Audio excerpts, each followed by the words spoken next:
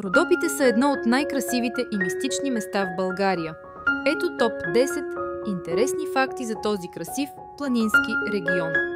Тези планини са известни с нежните си хълмове, покрити с гори и уникалния си климат. Природата тук има усещане за тиха и спокойна красота. Родопите са дом на най-старите скали в България, като възрастта им достига около 200 милиона години. Според легендите, Орфей, древният тракийски певец и поет, е роден в Родопите.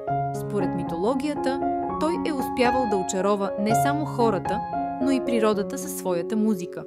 Регионът е пълен с древни крепости, тракийски светилища и пещери, които свидетелстват за историческото значение на планината. Националният парк Централен Балкан и различни природни резервати в Родопите са дом на богата флора и фауна, включително редки видове, като златката, балканската козодойка и петела. Туристите могат да поемат пътеките по маршрута на Орфей, който предлага невероятни гледки и исторически забележителности, включително на едни от най-красивите планински върхове и долини. Тези планини са дом на много лечебни билки, които се използват в традиционната медицина.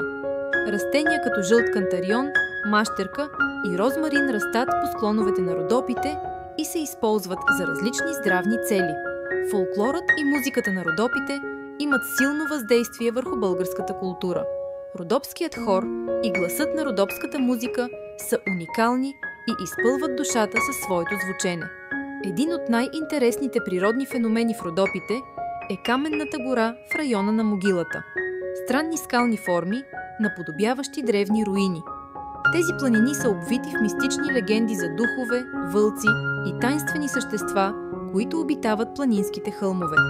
Местните хора и туристи разказват истории за легендарния Орфей и за таинствени същества, които се появяват на определени места. Родопите са не само красиви и природни, но и силно обвързани с културното и историческо наследство на България. Тези факти са само част от тяхната уникалност.